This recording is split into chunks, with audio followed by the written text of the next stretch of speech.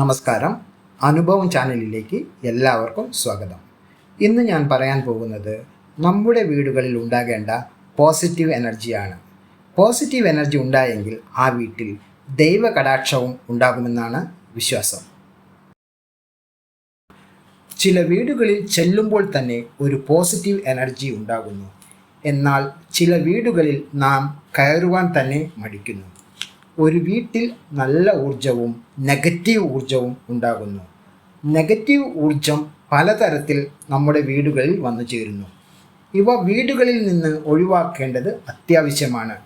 അല്ലെങ്കിൽ ആ വീട്ടിൽ രോഗങ്ങളും കലഹങ്ങളും സാമ്പത്തിക പ്രശ്നങ്ങളും വന്നു ചേരുന്നു. അതിനാൽ നമ്മുടെ വീടുകളിൽ പോസിറ്റീവ് എനർജി വരുത്തേണ്ടത് അത്യാവശ്യമാണ്. മിക്ക വീടുകളിലും പഴമക്കാർ പറഞ്ഞിരിക്കുന്ന പല കാര്യങ്ങളും പോസിറ്റീവ് എനർജി നമ്മുടെ വീടുകളിൽ വരുത്തുവാൻ വേണ്ടിയിട്ടുള്ളതാണ്. ഈ വീഡിയോയിലൂടെ വീടുകളിൽ പോസിറ്റീവ് എനർജി എങ്ങനെ എളുപ്പത്തിൽ വരുത്താം എന്ന് മനസ്സിലാക്കാം. ഇതിനായി ഞാൻ ഒരു 10 പോയിന്റുകളാണ് ഈ വീഡിയോയിൽ പറയുന്നത്.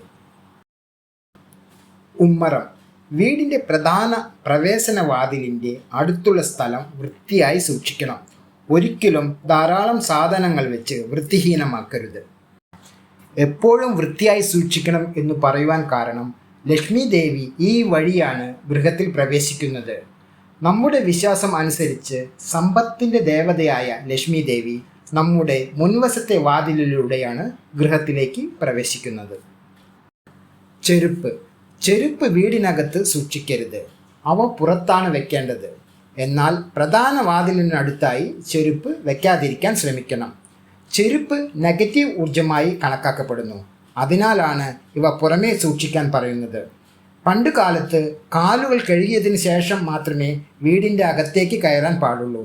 ഇത് പുറമേ നിന്നും വരുന്ന നെഗറ്റീവ് എനർജി വീട്ടിൽ കയറാതിരിക്കുവാൻ വേണ്ടിയാണ്. ഇതുപോലെ ചെരുപ്പ് ഇട്ട് പുറത്തു നടക്കുന്നതും നെഗറ്റീവ് എനർജി നമ്മളിൽ നിന്നും പോകുവാനുള്ള ഒരു വഴിയാണ്. മാവിലയും നാരങ്ങയും. ചില വീടുകളിൽ മാവിലത്തോരണം വാതിലിൽ തൂക്കിയിട്ടിരിക്കുന്നത് നമുക്ക് കാണുവാൻ സാധിക്കും. അതുപോലെ 7 പച്ചമുളകും നാരങ്ങയും തൂക്കിയിട്ടിരിക്കുന്നതും കാണാം. ഇവ പോസിറ്റീവ് ഊർജം വരുത്തുവാൻ വേണ്ടി ചെയ്യുന്നതാണ്. നെഗറ്റീവ് എനർജി വീട്ടിലേക്ക് കയറാതിരിക്കാൻ വേണ്ടിയാണ് പച്ചമുളകും ചെറുനാരങ്ങയും തൂക്കിയിടുന്നത്. ശാസ്ത്രപ്രകാരം ഇങ്ങനെ ചെയ്താൽ ചെറിയ പ്രാണികൾ വരില്ല എന്നാണ് പറയുന്നത്. നാലാമത്തേതായി ജനലുകളും വാതിലുകളും തുറന്നിടുക. വീടിനകത്ത് ശുദ്ധവായുവും സൂര്യപ്രകാശവും എത്തുന്നത് പോസിറ്റീവ് എനർജിയാണ്. അതിനാൽ ജനലുകളും വാതിലുകളും തുറന്നിടുന്നത് നല്ലതാണ്. ഇങ്ങനെ വീടിനകത്തെ നെഗറ്റീവ് ഊർജം നഷ്ടമാവുകയും പോസിറ്റീവ് ഊർജം വന്നു ചേരുകയും ചെയ്യും. ഉപ്പ്. നെഗറ്റീവ് എനർജി വീടുകളിൽ നിന്ന് പോകുവാൻ ഉപ്പ് ഉത്തമമായ പരിഹാരമാണ്. ഉപ്പ് നിങ്ങളുടെ സ്വീകരണ മുറികളിലും ബെഡ്റൂമുകളിലും ആരും കാണാതെ ഒരു പാത്രത്തിൽ ഇട്ടുവെക്കണം.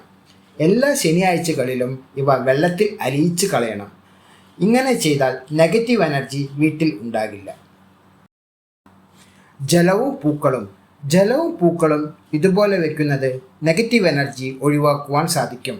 സ്വീകരണ മുറികളിൽ അതിഥികൾ വരുമ്പോൾ തന്നെ കാണുന്ന രീതിയിൽ ഉരുളിയിൽ വെള്ളം നിറച്ച് പൂക്കളിട്ട് വെക്കുന്നത് ഉത്തമമാണ്.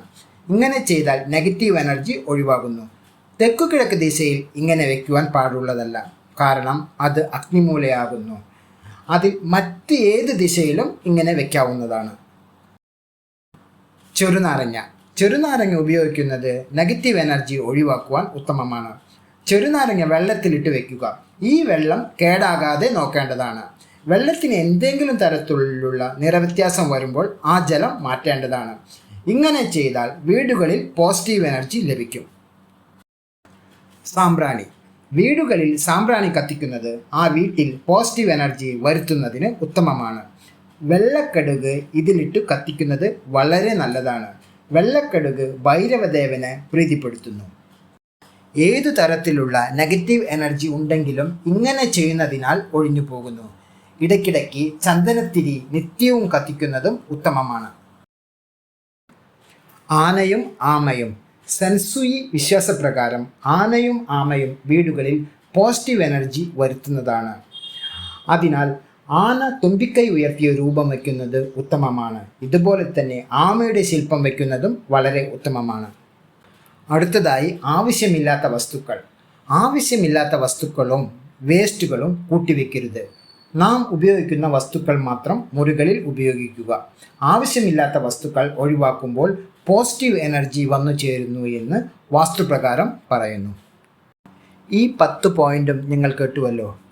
നിങ്ങളുടെ വീടും ഇതേപോലെ പോസിറ്റീവ് എനർജി കൊണ്ടുവരുത്തുവാൻ ശ്രമിക്കുക. അതോടൊപ്പം ദൈവിക കടാക്ഷവും ഐശ്വര്യവും നിങ്ങളുടെ വീട്ടിലുണ്ടാവുവാൻ പ്രാർത്ഥിക്കുന്നു. നന്ദി, നമസ്കാരം.